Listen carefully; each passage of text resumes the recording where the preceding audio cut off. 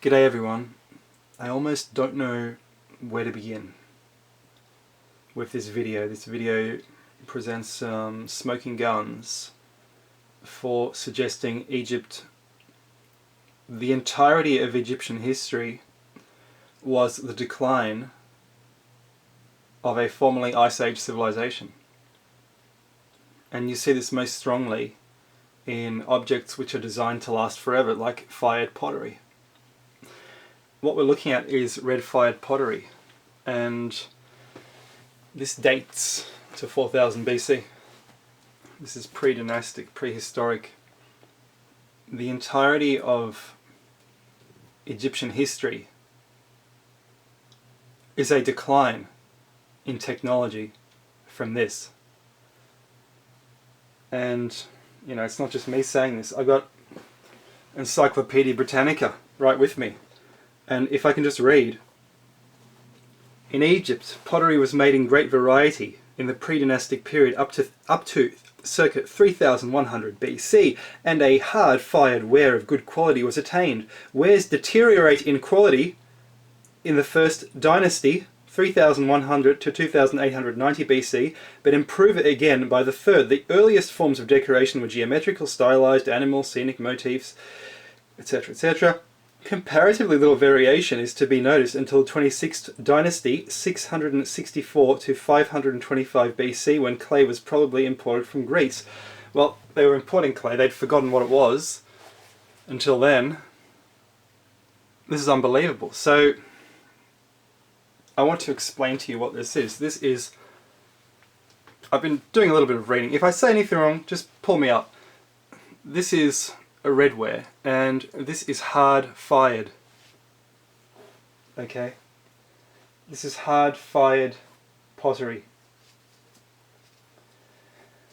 And this is what Britannica says. Hard-fired pottery. Soft-fired pottery. You need at least 500 degrees to start to turn the sand in pottery. Pottery is a mixture of organic and mineral. You need to turn that mineral component into glass to vitrify it, or it will not survive. You need at least 500 degrees, extended periods of time. Soft-fired is 1100. This is hard-fired. You need 1450 degrees. Now the encyclopedia says it's very hard to achieve this temperature. To get soft-fired pottery, all you have to do is essentially bury the clay, let it dry out, bury the clay vessel, cover it in a mound, and then put a fire over that. Even before you do that, that clay is going to crack unless you cut it properly. You have to cut it with certain components.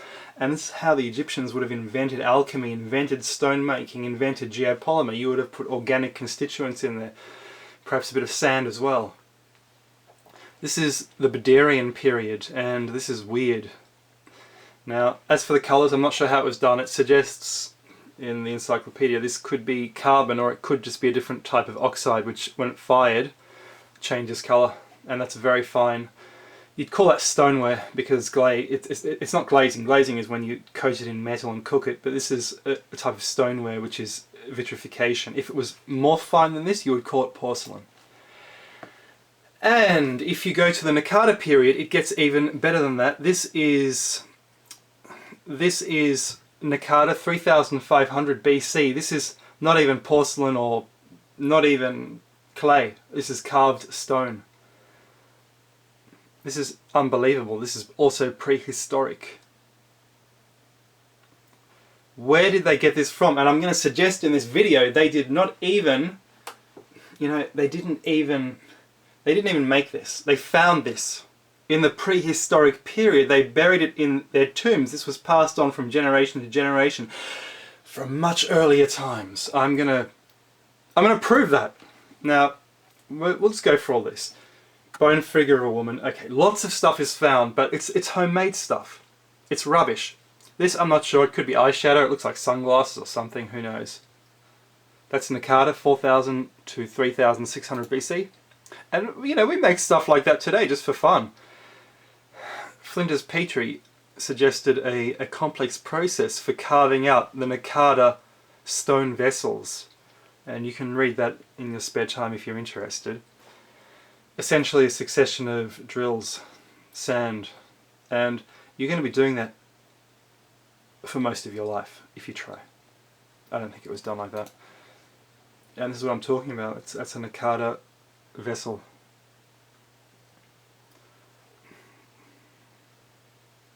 I think that's a type of geopolymer or something. Again, Baderian vase, slightly early period.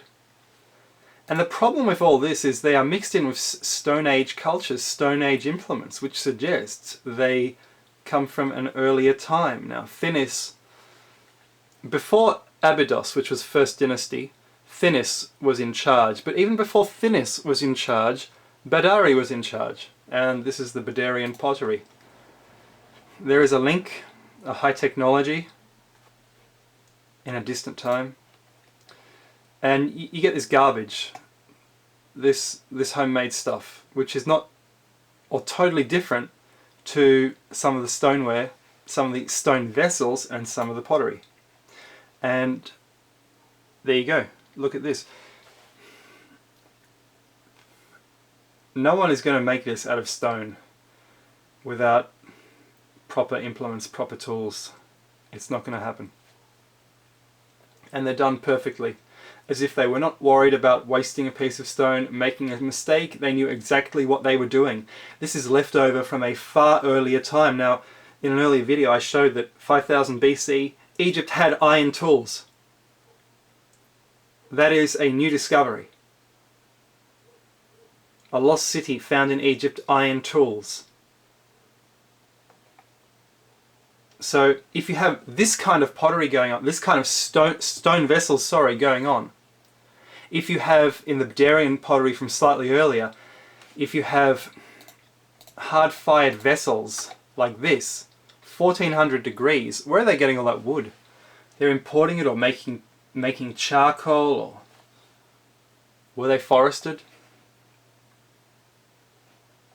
What are their other technologies? Where are all their buildings gone? It's hard to find anything from this period, so this pottery, these stone vessels, could be incredibly ancient. They could be 20,000 years old, 40,000 years old, 50,000 years old. So there's something from, this is the mixture of Stone Age stuff and more advanced stuff.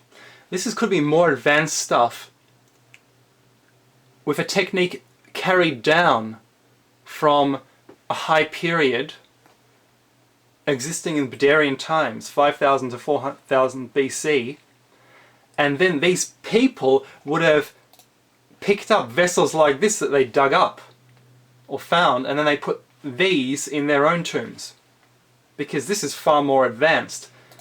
This is advanced. This is more advanced than anything Egypt did in later times, but later on they had different techniques, enamel, but that is even more advanced. Again, they were very artistic in 5000 or 4000 BC when they had those iron tools. What else did they have? We don't know. That's quite cute. And this is what I'm going to use to sort of prove to you that Egypt was Stone Age, but a Stone Age civilization cannot make pottery or stone vessels like we have just seen.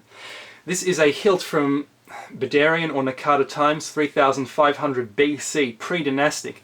And if you look carefully, the handle is made of flint. It is stone handle.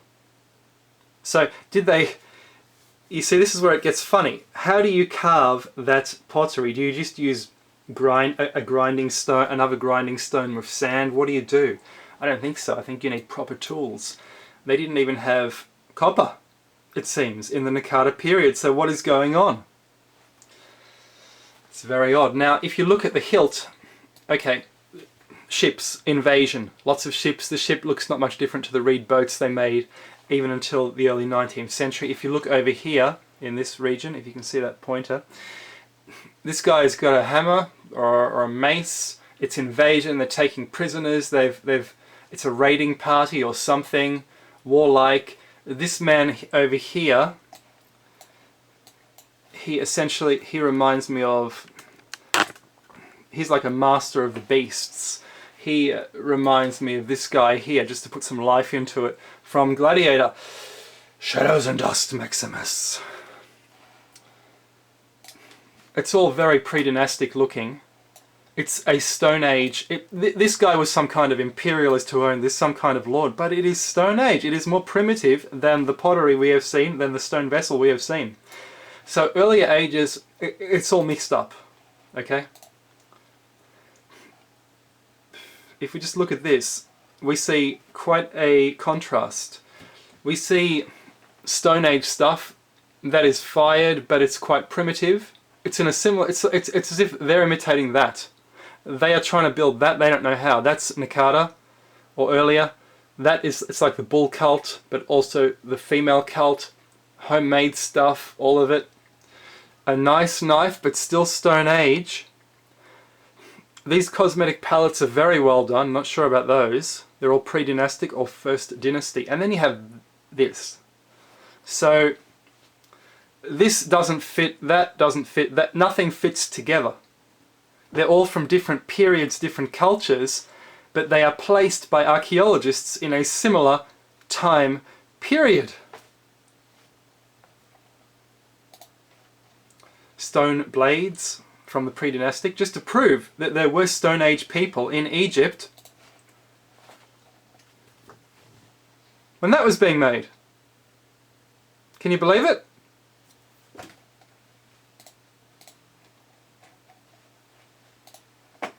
Another example. Looks modern, but it isn't. We could be talking Ice Age civilization.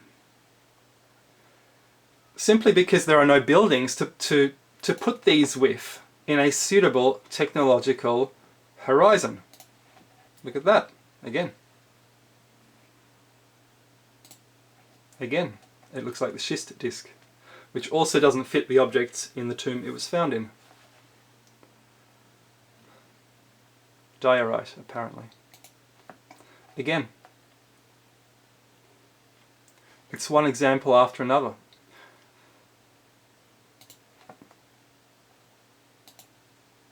And you look at the heads of these people. These are Baderians or someone earlier. The head is almost Olmec.